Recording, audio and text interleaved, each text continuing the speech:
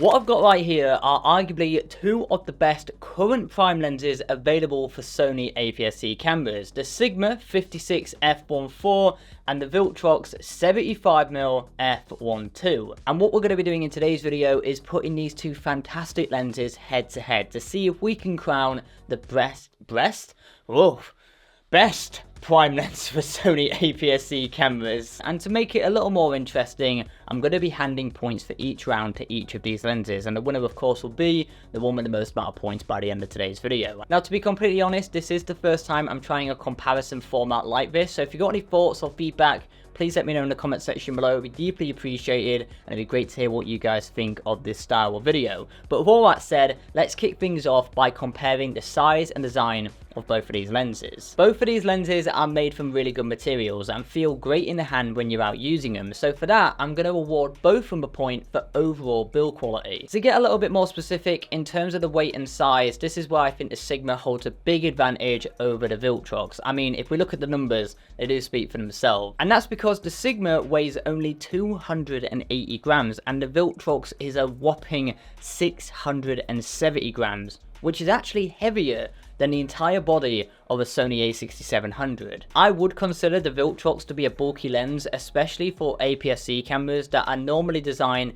for more lightweight setups. However, the weight and size of this lens can be contributed towards that focal length and that standout f1.2 aperture. Now, something worth noting here, with any lens, as soon as you try and combine longer focal lengths and shallower aperture numbers, lenses are naturally going to be bulkier and heavier to facilitate those kind of features. So based on that, for what the VILTROX is offering, it is overall a decent weight and size, but it's still something that I wouldn't fancy carrying around with me on the daily. For me, I much prefer the lightweight and compact design of the 56mm, and I think a lot of people will agree with me on that. It's an easier everyday carry, and for that it wins the point in this round. Weather sealing is where the VILTROX is the clear winner over the Sigma. Whilst yes, both lenses do feature a rubber gasket on the back to protect against dust and moisture, the VILTROX actually offers 9 seal points to help protect against the elements, whilst the Sigma only has that rubber gasket on the back. So if you really require a lens that's going to be able to withstand the elements, then the VILTROX is going to be your better choice. However, it is worth noting, I've had this Sigma 56 in the worst of conditions in the past, and I've never had a single issue with it.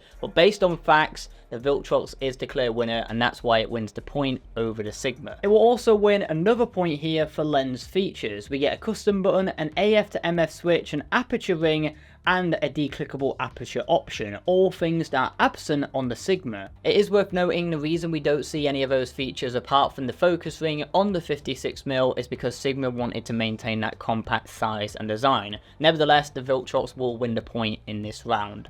When it comes to price, I do think both of these lenses offer a good price to performance value. However, I think the Sigma is going to have to snag the point here over the VILTROX because this lens is £154 cheaper. I still think the VILTROX is a great budget lens for what it's offering, but I think the Sigma is just in a better budget range for a lot more people, and that's why it's going to get the point in this round. When it comes to photography autofocus, in ideal lighting conditions, both of these lenses are rapid to focus with no signs of hunting at all. Turning off the main lights and being in more low light conditions, neither lens showed any signs of hunting again, and both seemed completely unfazed by the significant drop in light and continued to lock on quickly and accurately. When walking towards camera, shooting wide open in a continuous burst mode, most of the shots from both lenses were sharp and in focus. Both had their fair share of slight misses, but overall a really impressive performance from both lenses. In all honesty, I was expecting the VILTROX to struggle a lot more when it came to photo AF compared to the Sigma, but both seem to be pretty on par.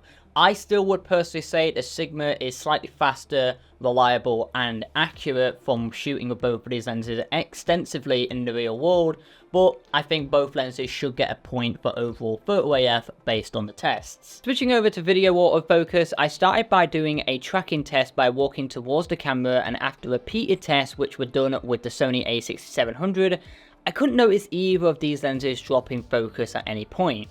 I followed these tests with a quick ducking in and out of frame style test, and whilst the Sigma was slightly quicker to lock onto the background and then the subject, both were still fast, accurate and reliable. So for that, definitely give both of these lenses a point for video AF. I was going to leave doing a bokeh test out of this video because I thought it'd be very obvious who the clear winner would be. Fundamentally, these are very different lenses with different focal lengths and aperture numbers. However, I did some tests anyway, which actually resulted in some interesting findings. Naturally, the orbs and the VILTROX with that f1.2 aperture and 75mm focal length result in a lot larger bokeh balls compared to the Sigma. Both lenses tell a similar story, with the shape of the bokeh being perfectly spherical in the center until they do start to misshape in the corners. Where it gets really interesting and where we do start to see a difference is with the minimum focus distance. With the VILTROX, it's 88cm, and with the Sigma, it's only 50cm. This actually levels out the playing field a little bit here, because we can now move the Sigma lens closer to our subject to get even bigger balls. Steady.